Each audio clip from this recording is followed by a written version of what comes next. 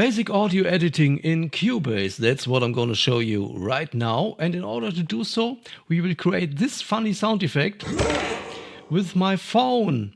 Yes, that's right, but first, let me prepare our project by opening a new audio track. I'm making a right click in this area and choosing Add Audio Track. Now I need to set up the right configuration. I want to have everything in stereo because that's how I roll. And the only thing I need to do now is to enable record, bring the locator into position, hit the record button, wait for the count in, and start recording. 1, 2, 3, test 1, 2. 1, 2, 3, test 1, 2. It worked. You already have many questions, I know. Why isn't it working? Why is there a count in?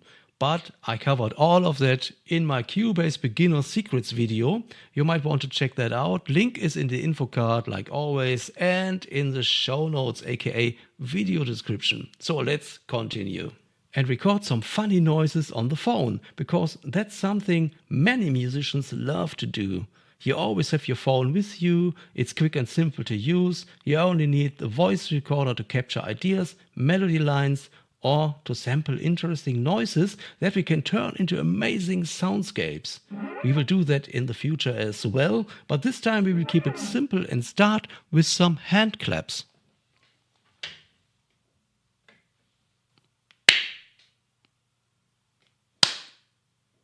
Now some weird stuff like noises I would make if you don't like this video.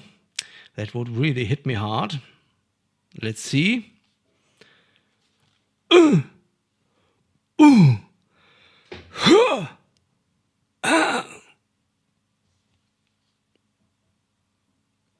It's a little bit embarrassing. It's all for the art. It's all for the art. And finally, a deeper boom sound or something. Let's see. Now I only have to transfer the files from my phone to my desktop, so give me a second, okay? Back in Cubase, I delete my audio track number 1 that we've created before, because I don't need it anymore. Just right click on the track and remove selected tracks. Then I go to File, Import, Audio File, select my files, and Cubase asks me if I want to have the 3 files on one track or on different tracks. I want to have them on different tracks, of course, and here they are. Before we start editing the actual audio parts, let me show you the most important tools and functions very quickly.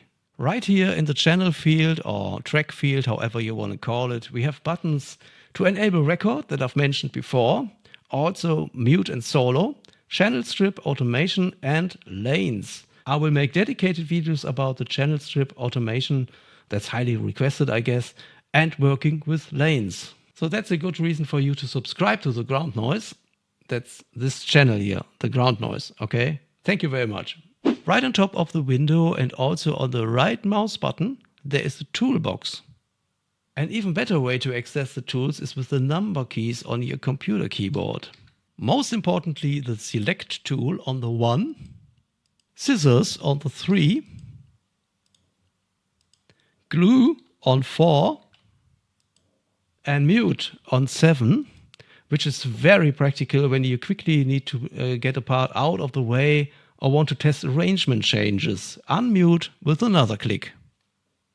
Pro tip, a simple right mouse click always brings back the select tool, which is the default tool in Cubase like the normal mouse cursor.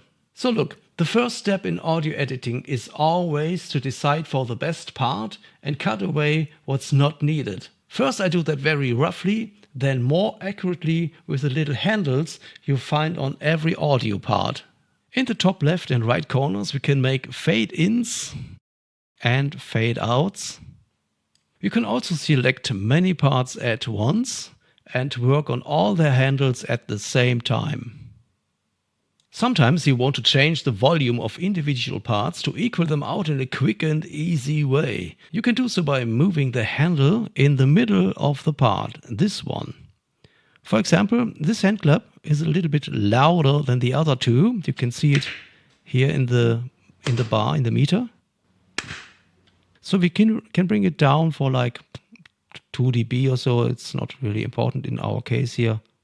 Now I'm changing the length of the parts with the handles in the bottom corners. And there are two interesting facts about it. First, you can give these handles a different functionality with this button.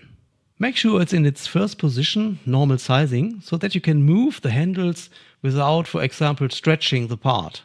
And second, nothing is getting lost or deleted forever when you cut away things. And this is called non-destructive editing, which means that all changes are only processed by the software and the original audio files will not be affected.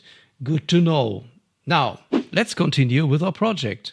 Use the J key or this button to activate or deactivate the magnetic snapping function.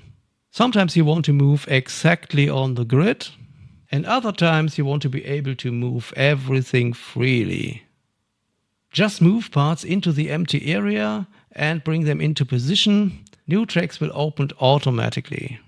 As you can see, I decided on 3 different hand claps, 2 weird noises and also 1 boom sound.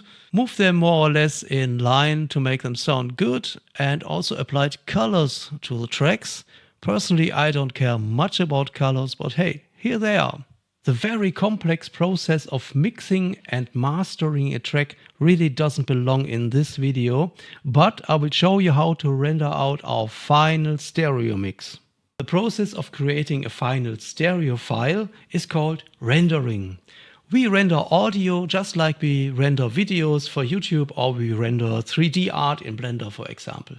In the meantime, I also applied some effects to my funny sound and leveled everything to my likings. So I'm ready to render.